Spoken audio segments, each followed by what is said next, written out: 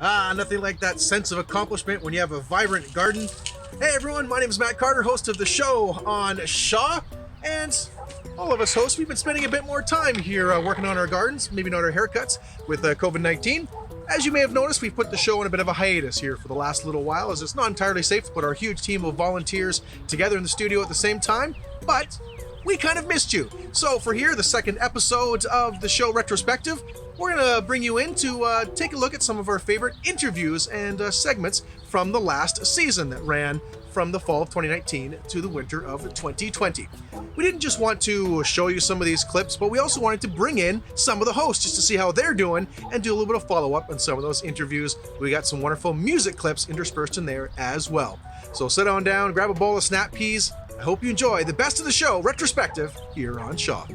I should get back to my own living room as well.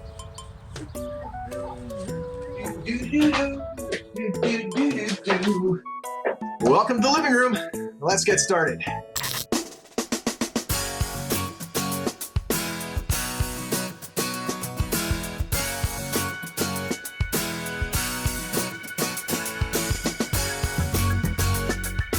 From our living rooms to yours, thank you so much for tuning in to the best of the show on Shaw.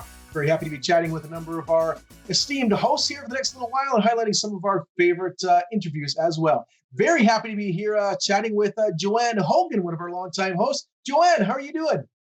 I am doing great, Matt. It's been quite the ride, as it has been for everyone during this COVID and ongoing COVID-19 pandemic. But I have been in a situation because I work for a helping agency. We've been very busy supporting people in the community. So it's been uplifting to see how we've all been working together as a team, even when we're apart more physically, to support Vancouver Islanders during these challenging times. Yeah, very well said. I mean, support, like you said, is the name of the game right now for so many of us during these times.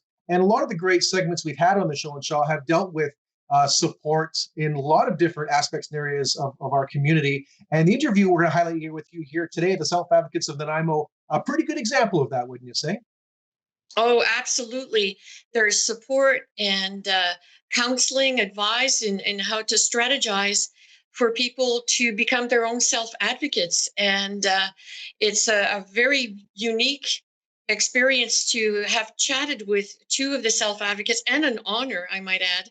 And with the presentation, again, of this footage, I hope it helps people realize that not only are these people great self-advocates, that it inspires other people to be their own self-advocates.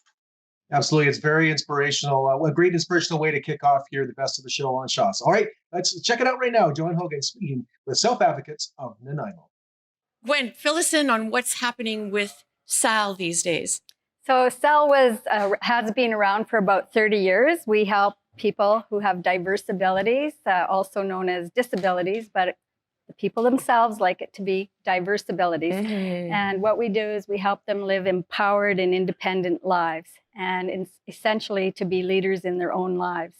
And some of the things we do, we meet one-on-one with people, we meet in groups, we meet in outreach. Mm-hmm. We work on issues that are important to them and goals that are important to them. Solution-focused advocacy, learning and workshops, educating the community, peer mentoring, and bridging to programs and services in the city, and also just to the community, i.e. volunteering. Okay, and educating the committee, we'll get back to you two folks here, Barbara and Kara again, after we've seen an excerpt of a video. You folks are in the video, but the excerpt that we're showing today is you're not in it. One of your colleagues, Sarah, will be one of the speakers from the Self Advocates. But we want to let people know that that video is available on YouTube. It's under Food, Fun, and Advocacy. You folks are in the presentation, and there's a blooper reel at the end. Yes, there is. Okay, so let's watch.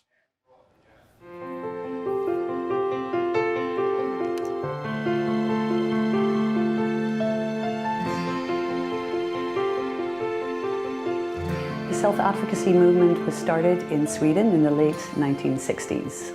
The idea of self-advocacy was for people with disabilities or diverse abilities to take back their lives.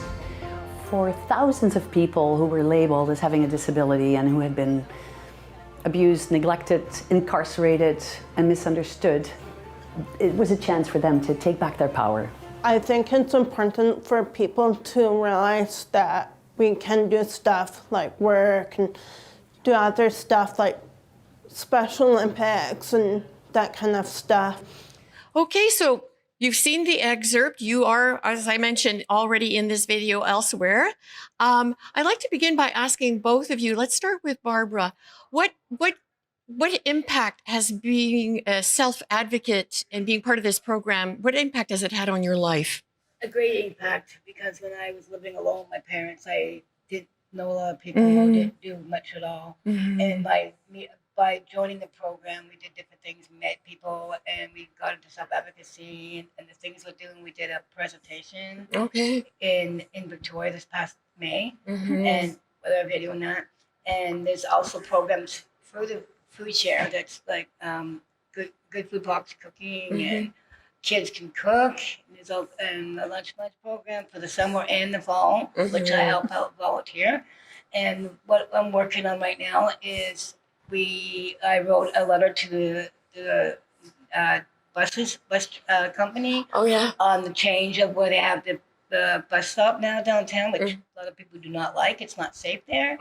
And I wrote them to tell them that we don't like it. We would like it back on Prudhoe Street because it's safer by the police station. It's more accessible for seniors, people with disabilities, and young families, children with strollers.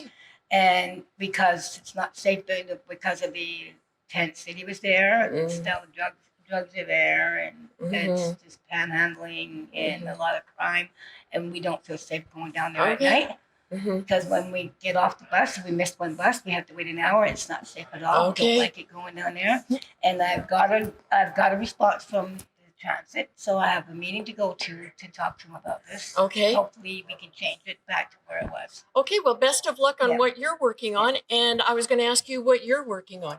I'm working on right now, the federal government just passed the Canadian Accessibility Act, which became law as of June 21st of this year.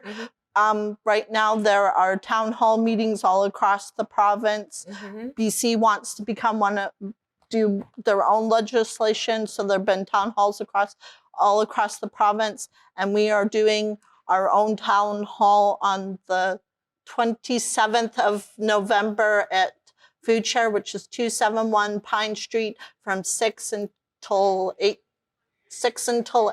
So anybody who would like to come out and help form how the government helps support us would be all greatly appreciated. That sounds wonderful. Now, really quickly, we're going to have to wrap up. We have to talk a bit about those T-shirts and the beautiful graphic that was also shown in the beginning of the video.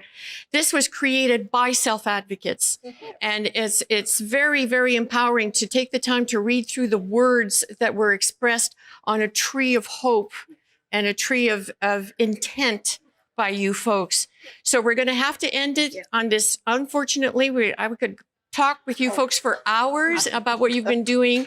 I know your dream is to end up in the House of Commons talking about this. And we're going to pass it on now to Matt. Great stuff there from Joanne Hogan, speaking with self-advocates of Nanaimo. And we're speaking with Joanne right now. Kudos on such a great interview. I just love, there's so many great aspects one could take away from the interview. The idea of diverse abilities, that people of all stripes can take their power back, take their life back. So tell us a little bit more about what the self-advocates of Nanaimo are up to now these days. Okay. Well, first of all, I wanted to let you know that Gwen, the person who was sitting in the middle, she's the advocacy advisor who also provides support, as we mentioned in the piece. She's also a friend of mine. And she speaks often about how fulfilling this kind of work has been for her. And so she was delighted to report that Barbara did indeed get a chance to meet with the Nanaimo Transit and work on getting more security and extra lighting at the bus terminal near Port Place. And that she continues to work with self-advocates of Nanaimo, as we discussed with SAN in the piece, and supporting advocates in leadership, which is SAL, the acronym for that. So they're working on a workshop. Barb is working on a workshop that will be presented at self-advocacy conferences One of them is known as Inclusion BC. And actually, there's something that they've got in the works where they might be presenting virtually on Shaw TV. So I thought that was very interesting to present in this context. So as soon as they have more of that information together, I'd be delighted to, with the team here, present what's going on with them. And Kara, she went and won for all her hard work as well. She went and won the 2009 BC People First Self-Advocate Leadership of the Year Award. Nice, So right on. she's achieved rock star status among self-advocates. And she works again also with SAN, and she works with the Self-Advocate Leadership Network, which is province-wide. And as we saw in the piece, she hopes to work her way up to presenting on the floor of the Canadian Parliament. So they're working in some of their issues, which I find very interesting, is that they want COVID-19 protocols to be discussed in plain language on government sites, and that they're working to bring about essential hospital visit legislation in British Columbia. So they're not resting on their laurels during this pandemic. Not at all. Really inspiring stuff. And thank you again, Joanne, for that interview and for the follow-up there. Also, other inspiring folks. So with musicians, we don't get to hear a lot of not live music, but we do get to focus on them here on the show. Yes, So yes. That's one of my favorite parts of volunteering. This is such fun volunteering. To be a host on the show, to not only spread the word about great messages, but great musical artists. And I'm delighted to throw to Mark Crissinger. He has delighted folks on Vancouver Island. And I first met him in the context of his participation as a performer at the Maple Sugar Festival du Sucre d'Érable for a couple of years there. So it's Je suis francophone aussi, comme Marc. And I'm delighted to throw to Mark, and let's listen to some great music.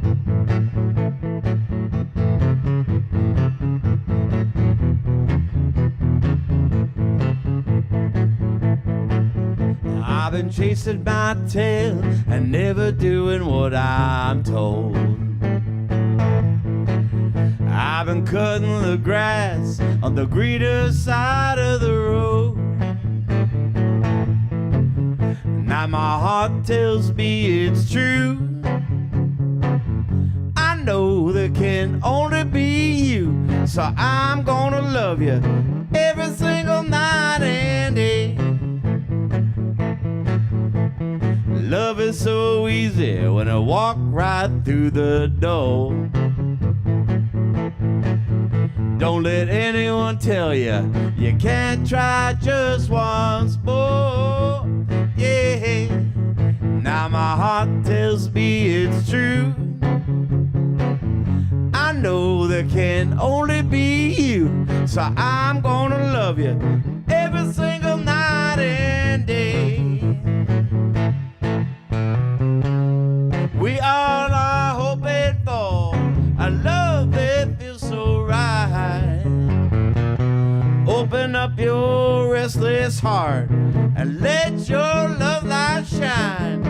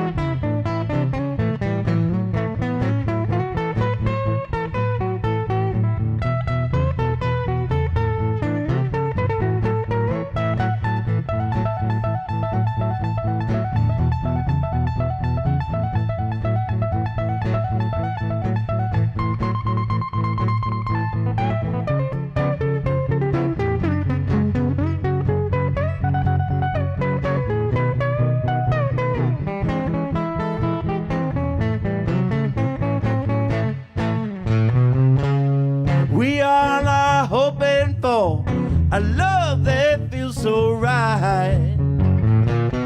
I've been thanking the stars above since you walked into my life. Gonna do my best and give you all I can. 'Cause all I really want is to be your loving man. And in my heart I know it's true. I know there can only be you. So I'm gonna love you every single night and day. Yes, I'm gonna love you every single night and day. Yes, I'm gonna love you every single night and day.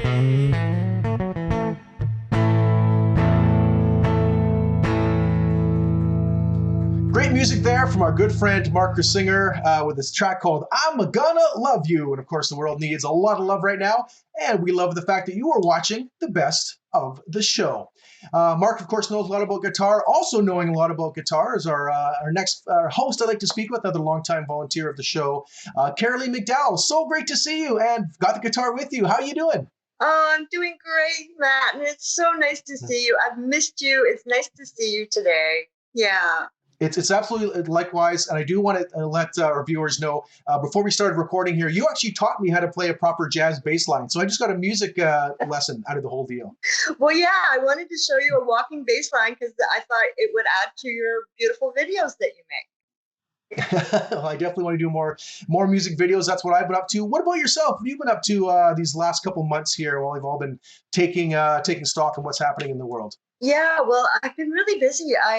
As you know, I had been doing some television directing for Shaw Spotlight as a volunteer for 4 or 5 years, and that led to me wanting to make a film. So I made, thanks to the Shaw Spotlight team, my first mini documentary short film, and it's about multi-Juno winning and multi-award winning Rick Kilburn, who's a bassist and producer. It was a fantastic experience. We picked up an honorable mention at the Independent Shorts Awards in Hollywood, and which was a thrill for my first film, yeah.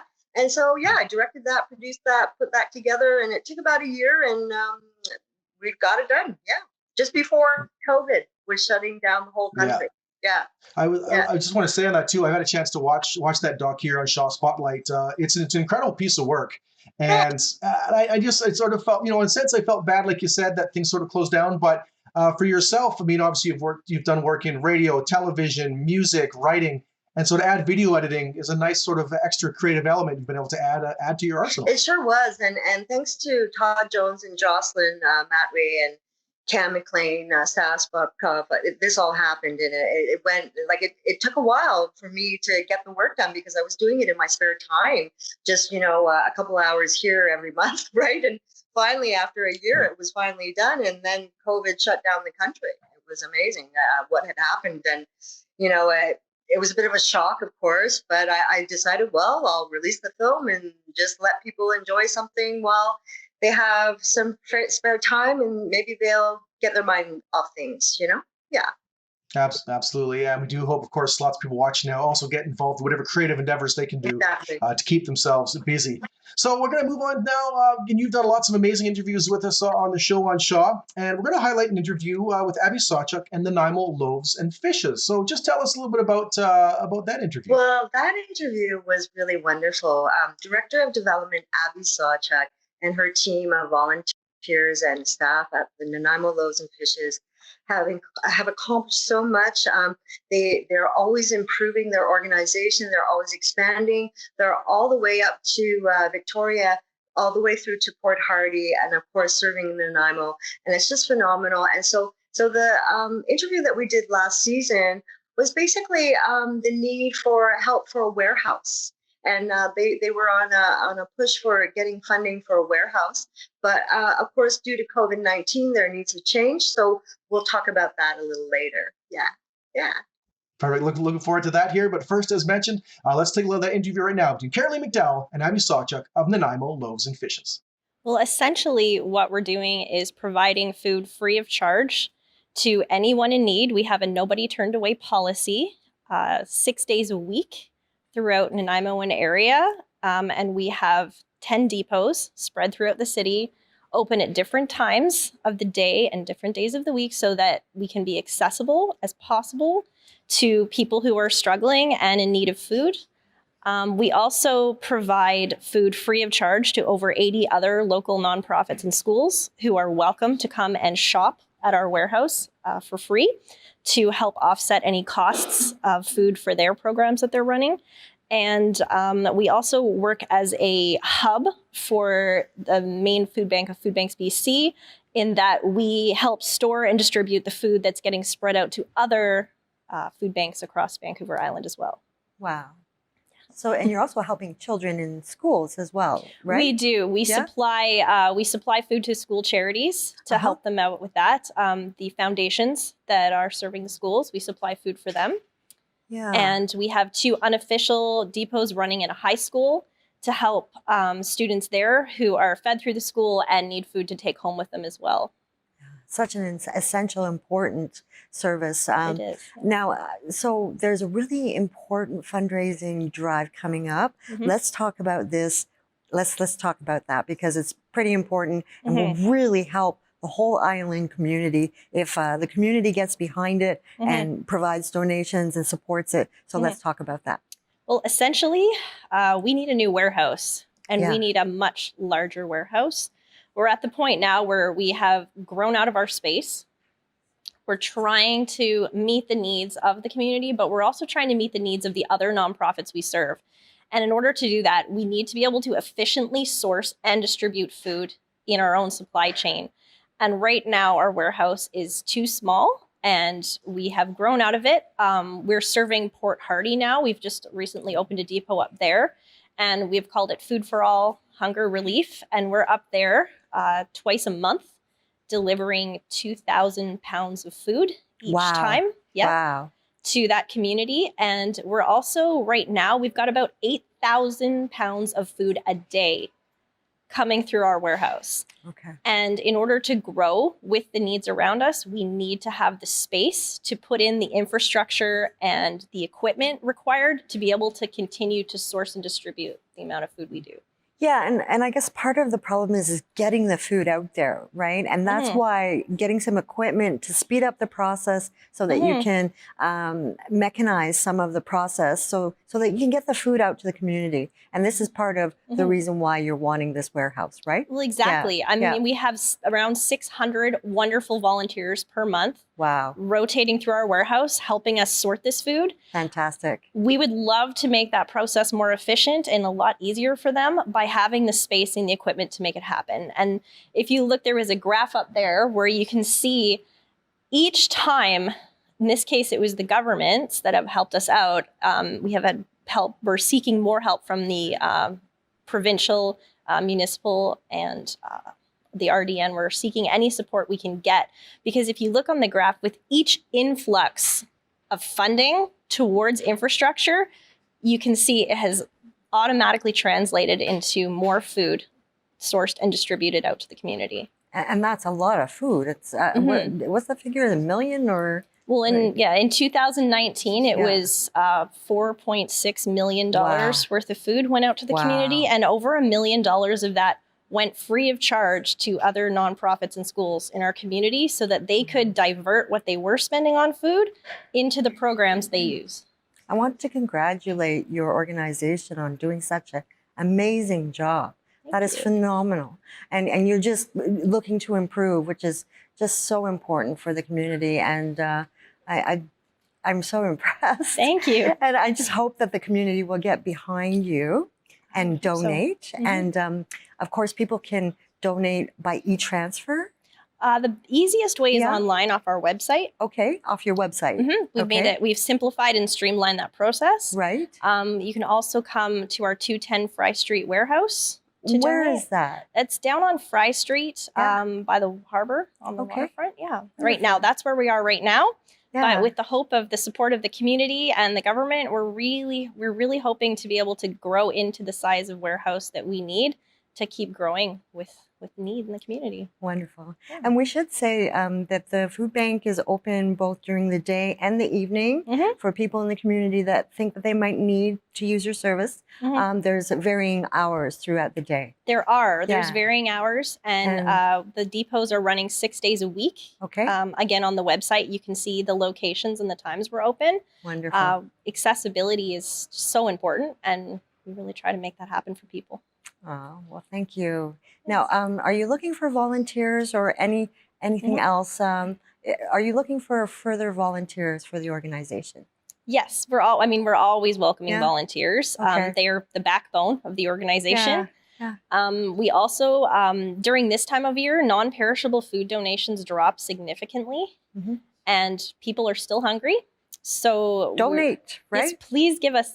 We need non-perishables, and financial donations are a really important part of what keeps us running.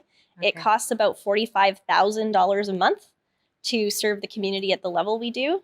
That was Shaw Spotlight host Kerilie McDowall speaking with Abby Sawchuk from the Nanaimo Loaves and Fishes early on in the season of the show on Shaw Spotlight. Kerilie, do you have a bit of an update on what is happening with the Nanaimo Loaves and Fishes these days? Yeah, well, since March and COVID-19, they've been intensifying their food recovery and distribution, and it's going all the way now from Victoria up through to Port Hardy. It's incredible.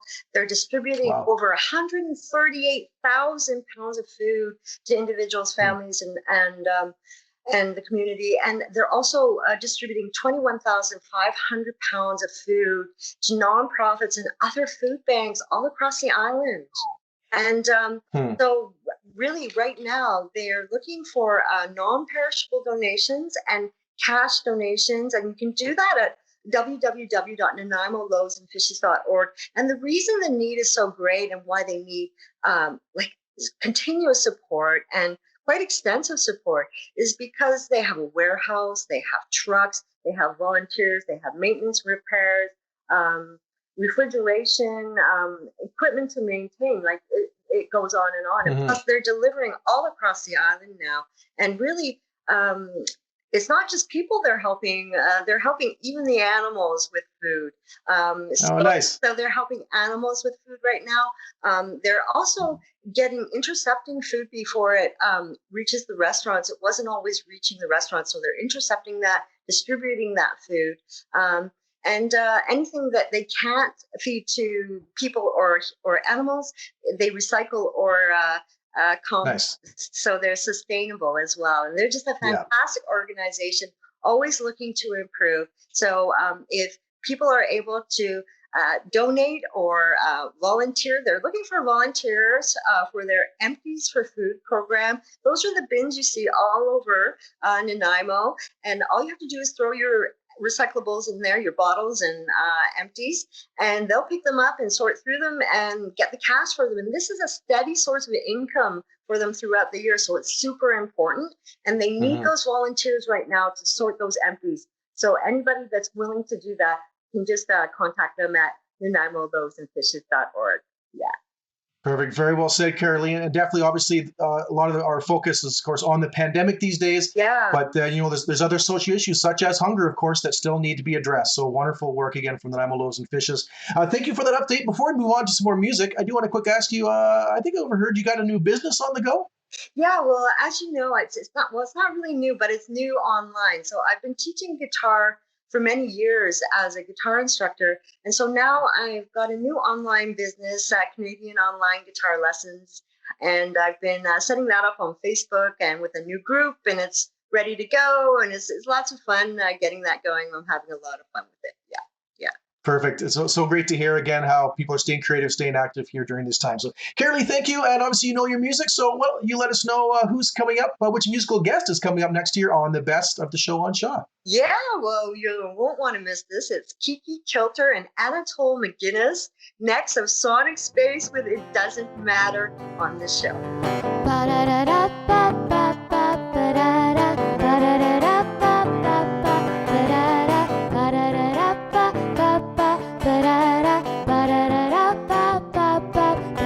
Well, I called you late last night. Just wanted to say it don't feel right hanging on your rope. used up all my hope. Yeah, this is just a joke. Love's a joke. Oh, well, it doesn't matter. I said that I loved you. It doesn't matter. I guess I lied. It doesn't matter. I'm good on my own, sleeping in my bed alone, all alone.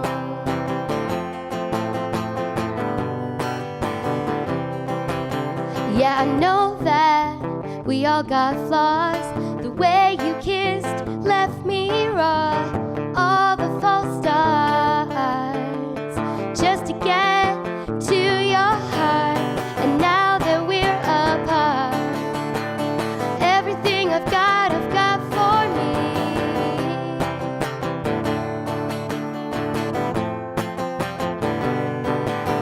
Well, it doesn't matter. I said that I loved you. It doesn't matter. I guess I lied. It doesn't matter. I'm good on my own, sleeping in my bed alone, all alone.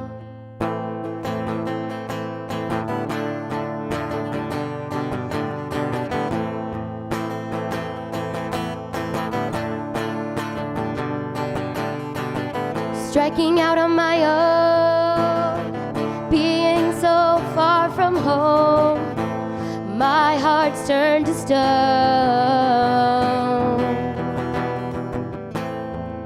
It's easier to leave when there's nothing left to grieve.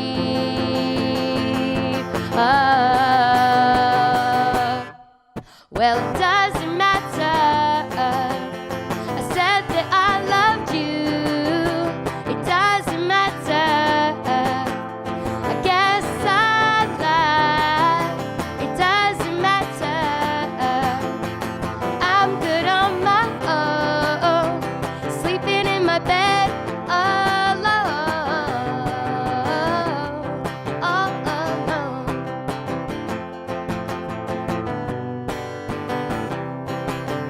It doesn't matter. No, it doesn't matter.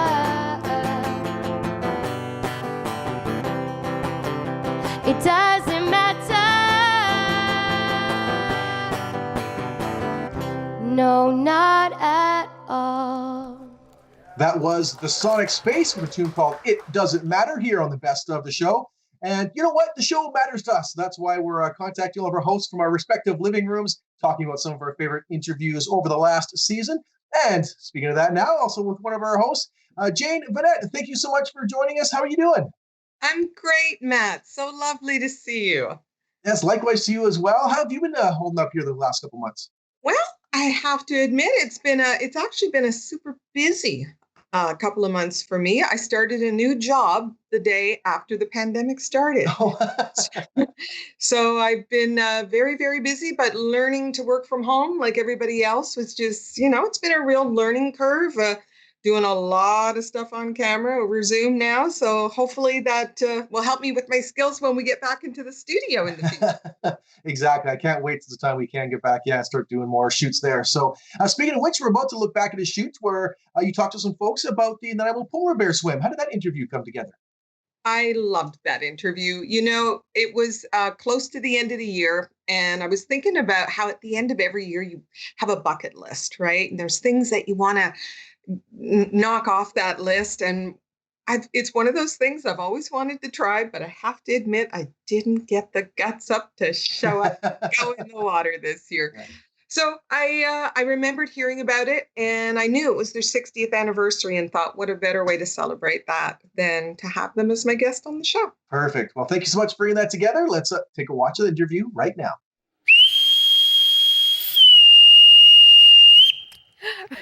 So, all hands on deck. There's a lot of significance to that whistle. So, give us the backstory to that. It usually gets their attention quite quickly. It's well known, and around the Nanaimo, if anybody hears it, they know there's either a bathtub race event going on or a polar bear swim. Well, this is for the polar bear swim, so they all come to attention when they hear that whistle. That's my father's old calling card. Okay, so your father, as maybe some of our guests have already deduced, your father is none other than the former Mayor Frank Ney. And he started this polar bear swim some 60 years ago, correct? Yeah. So this is a big year this year, the 60th anniversary. Hard to believe. So how old were you when you took your first polar bear swim, Brad? That's a long time ago. I can only recollect probably around 12 or 13. Okay. And so, Bradley, you're joining your dad here tonight because you are also a participant in the annual swim. I am. So when did you take your first swim? Well, I took my first swim when I was about 9, and it was just a swim. There's no much more to talk about. It was very cold, but there's not much more to tell. Okay. So Bradley's brought up a good point. It's cold on Boxing Day. So what can people expect when they head down to Departure Bay Beach? Well, they expect to get dunked in the water. We'll have a bonfire down there. There'll be coffee, prizes, bananas. They give out bananas and all kinds of things. You'll see a Hawaiian band down there, headed by now Paul Gogo, who took it over from his father. Kenny Gogo used to go down there, and he had some girls in Hawaiian skirts and playing Hawaiian songs, and then the bagpipes came in, and then everybody had to play in B flat. But now Paul's taken over the Hawaiian band that I used to play in. So this is a very fun family festive event, and I believe we have some photos that we can look at, some of the history of the event. So tell me, what am I looking at here? Oh, you're looking at all kinds of things. You're looking at that's the Hawaiian band, and there's part of our pirateering going on. And there's my dad's shooting off fireworks and so on and so forth, flare guns. You've got all kinds of things in the event. There's more pirateering going on there. Yeah. So the event does tie in then with the annual Bathtub Day races as well. There's a pirate theme, but I've heard that there's lots of different kinds of costumes. So Bradley, tell me, what kind of costumes have you worn to the polar bear swim? Well, last year I wore kind of a Canucks outfit, and this year I'm kind of planning to go for a really crazy one. I'm going to go as Cinderella. Oh. All right. And so are you Prince Charming then, Brad? I'll be wearing a pirate outfit. They put me in charge with the megaphone and the sword and the whistle and the getting people to follow wherever I go, or keeping the event going. All right. Yeah. Now, this event is not only about fulfilling something really challenging on our bucket list. This event actually is a fundraiser in the community, and it's sponsored as well. So tell me a little bit about that. Well, we sponsor the Shelter Foundation. Royal LePage and I'm Realty sponsor the Shelter Foundation. Any money that's raised through that goes to the Haven House. So that's what we do. So is there any fee associated with the event? No fee at all. Just sign up, and that's all you have to do. Come down. Do you sign up on site, or Yeah. Okay, so it's not like we go to a website or anything in advance? No. Okay, sign but up. if you want to see the pictures afterwards, I'm sure we'll find them on Facebook, right? You can find it on the Facebook, probably Facebook for sure. Okay. Yeah. So did you ever take a dip with your grandpa? Well, I wasn't here when my grandpa was alive. He died in '92 after a severe brain tumor, I'm pretty sure. And there's not much to tell. Okay. How about, age-wise? What are we looking at? What age brackets are we looking at, Brad? Well, anything from 4 years old to 90, 93. We're looking for older guys to come out, but younger, all sorts will come out. But the age is from pretty much, like I said, 3 to 90. And I think we had a 92 or 1 year. And he was escorted by a couple of nice, good-looking girls in bikinis. That's how he said he got inspired to come down there. But he stayed in the water for quite some time. And I forgot his name, but we got it on record. Oh, that's pretty cool. Now, I know you also have a major role to play when it comes to music. So you've brought your music with you tonight. So you're going to give us a little bit of an example of the kind of music that you play for the Mostly event? it's all Hawaiian, and all kinds of recognizable tunes and so on that they play. But the most popular one is the ukulele song that we play on the ukulele, and it's called the Ukila. But we kind of revived it a bit, and it sort of, we sort of revived it a bit. Well, I'll let you wrap up our segment with your tune. Everybody loves the hooky loud, the hooky, hooky, hooky, hooky, hooky loud. Everybody loves the hooky loud, with the moo moos and the cows and the luau's. What a beautiful day into the sea, with all the little fishies come swimming with me, 'cause we're going to the hooky loud, the hooky, hooky, hooky, hooky loud. From late in 2019, that was Jane Vinet talking to the organizers there of the Nanaimo Polar Bear Swim. And I have to admit, Jane, you mentioned earlier you didn't get a chance to go on it. I actually did go on that swim, the first time I've ever been in a polar bear swim.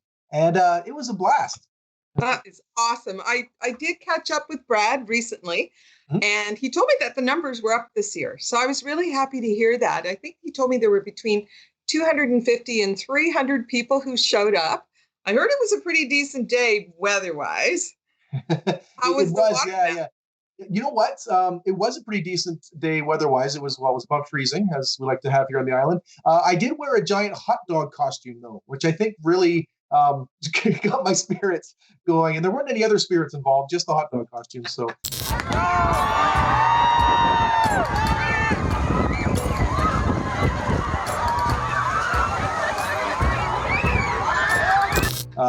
Honestly, I'd love to do it again. So I don't know if the organizers hinted at they might be able to do this sort of event in the future. Well, what he shared with me is, of course, COVID-19 is putting a damper on a lot of local events, but who knows, maybe by December the 26th, maybe things will have changed. We did have some discussions about how you might want to rethink this. Maybe people can go out there and take their bubble and go out and do it together in small groups and then film themselves and share it. It's all about community activation and getting together with friends and celebrating. And it's a bit of a fundraiser as well for the Haven Society every year. So people could give a donation and keep on swimming. Absolutely. And great to give that shout out to the Haven Society. Again, love to highlight, again, these really important organizations on the show. And again, even we may not be able to do events, these organizations still do need support. So thank you again, Jane, for that shout out as well. All right. So what do we got coming up for next for some more music here on the best of the show? We are going to be hearing from ToneofVoyce with their tune called Take Me In.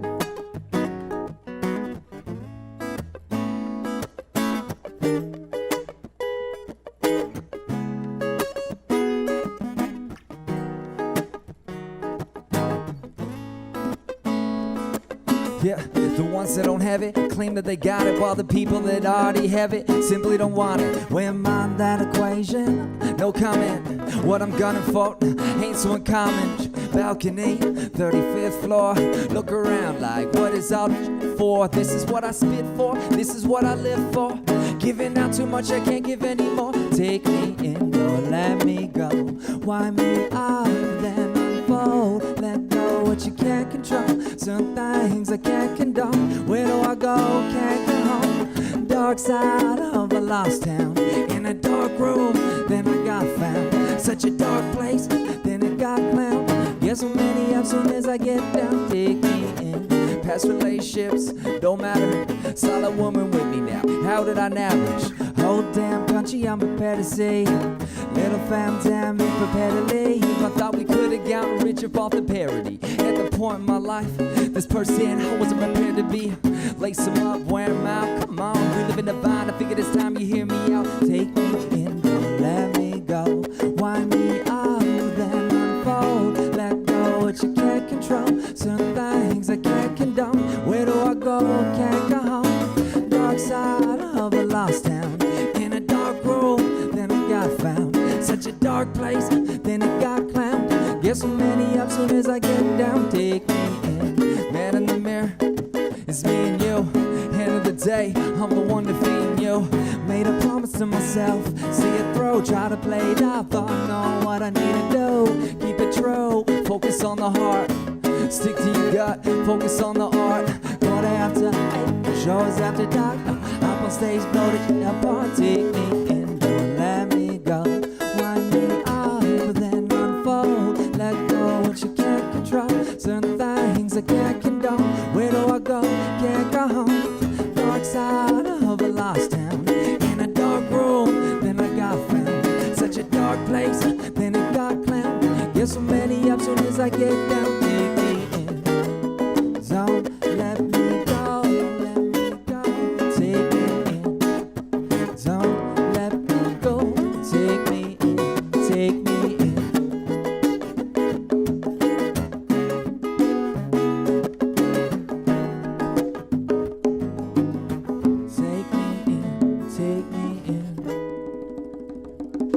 A musical guest I really enjoyed having on the show on Shaw was ToneofVoyce with Take Me In. All right, we have one more interview segment here to highlight for our best of the show episode from our previous season. And this is going to go back to December, where I had the joy of interviewing one of my fellow directors from the Nanaimo Craft Beer Society, Sean Enns, and he was speaking about Nanaimo's craft beer history. Of course, craft beer fans these days probably, of course, know about our local craft breweries, Longwood, White Sails, Wolf, and Cliffside, born out of the modern craft beer revolution that really got rolling in the mid-1990s.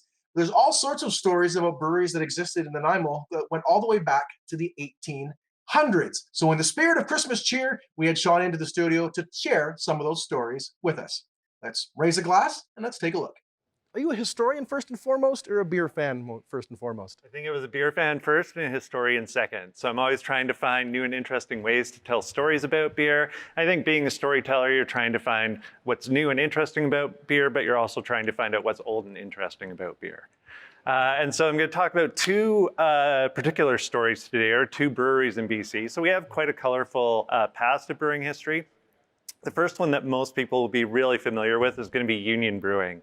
A lot of people will have heard from that. I think we have a photo of it that they can throw up. There we go. So Union was the biggest brewery in Nanaimo by a long shot. They were the only brewery to have refrigeration. They had a copper kettle that they had shipped over from the UK. So what that allowed them to do was to chill lagers. Lagers need to be made at a colder temperature, so they could actually provide cold lager to people. And with the copper kettle, they could do sweeter beers.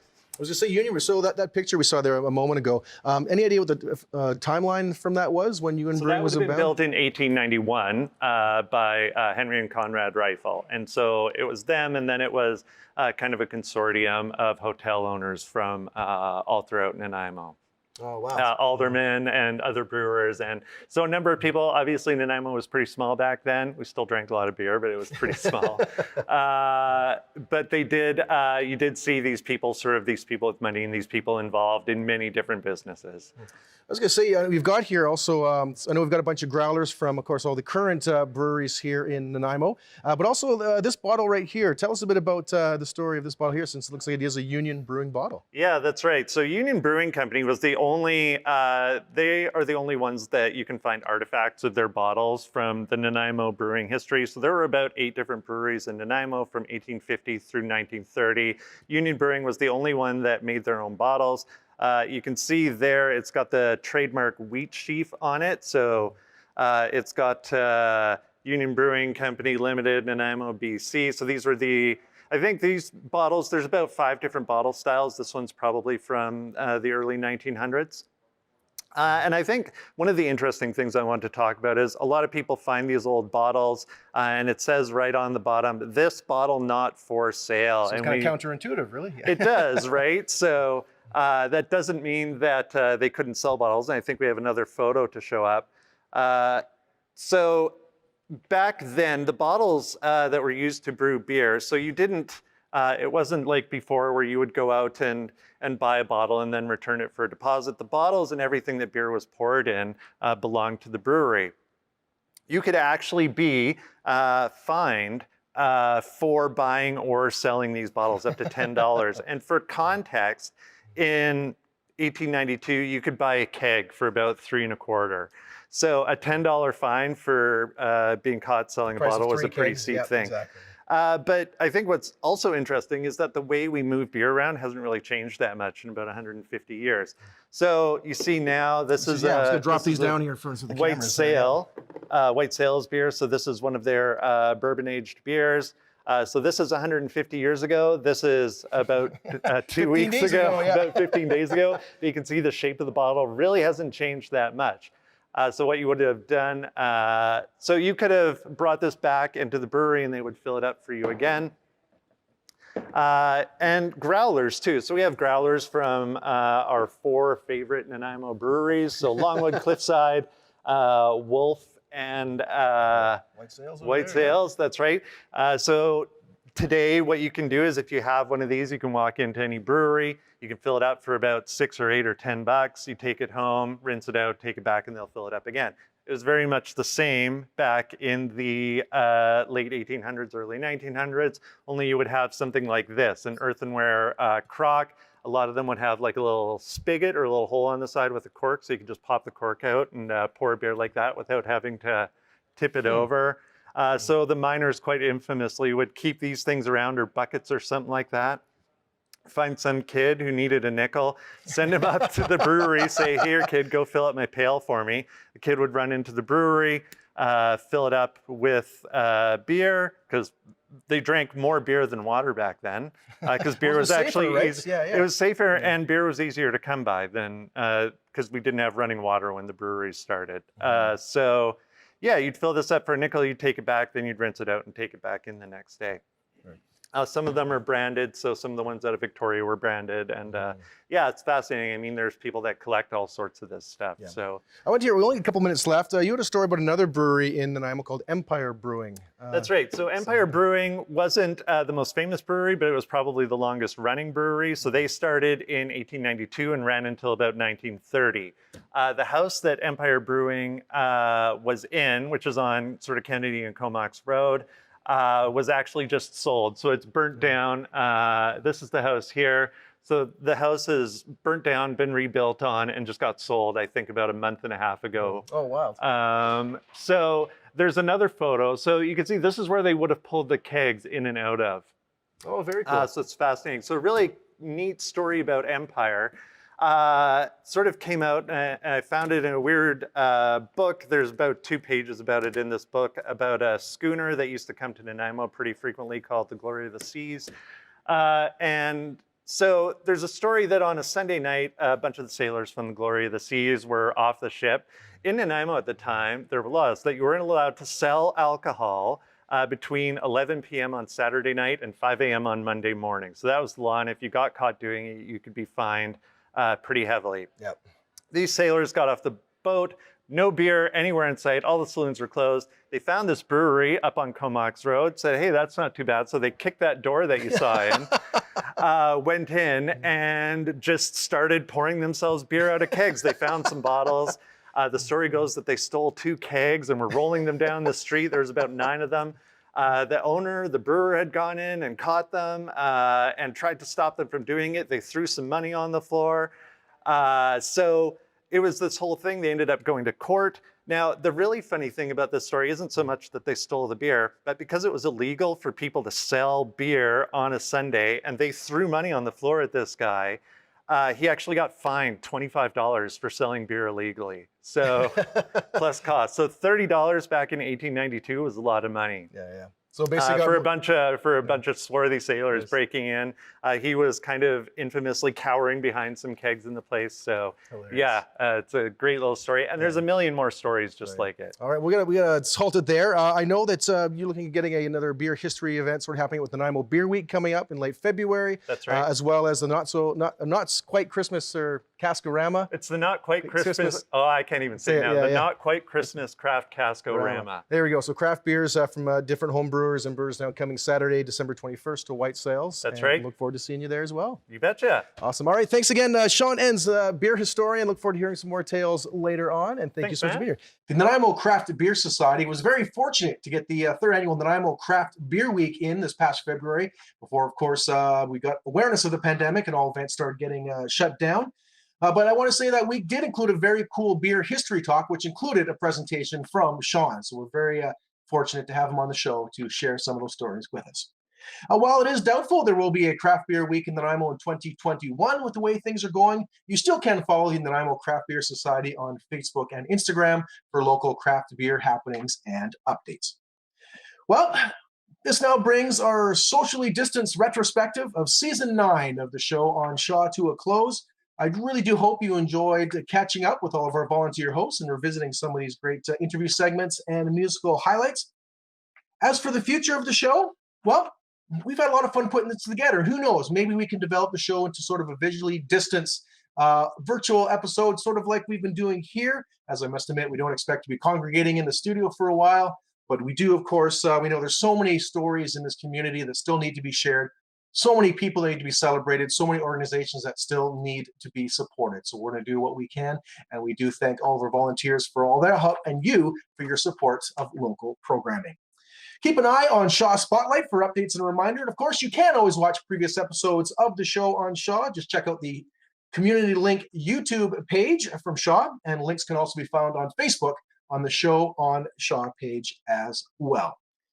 My name is Matt Carter. On behalf of all of our staff and volunteers who put the show together, thank you so much for watching. Please stay safe, stay healthy, be kind. And if you are going to party out there tonight, as our good friend Glen Foster is just about to sing about, please do keep those groups small, all right? Thank you so much for watching. Thank you for your support of the show on Shaw.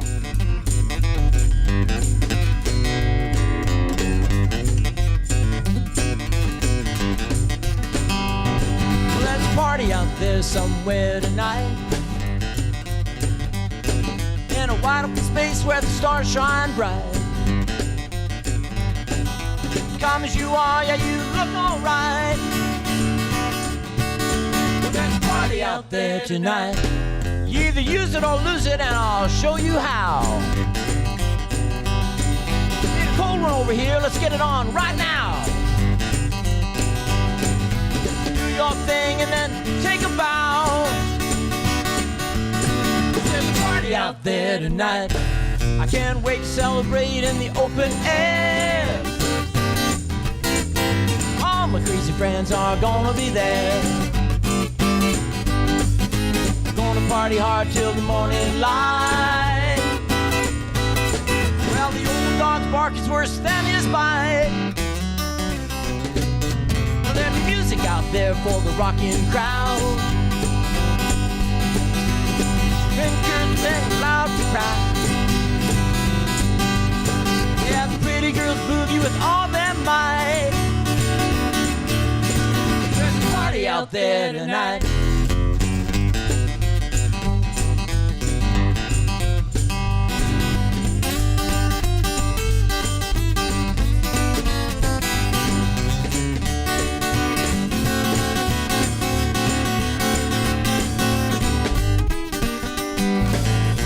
Wait to celebrate in the open air. All my crazy friends are gonna be there. We're gonna party hard till the morning light. Yeah, the old dog's bark is worse than his bite. Well, there's a party out there somewhere tonight. They got a bonfire blazing, man, it's quite a sight. Wild and no one's uptight. There's a party out there tonight. There's a party out there tonight. There's a party out there tonight. There's a party out there tonight.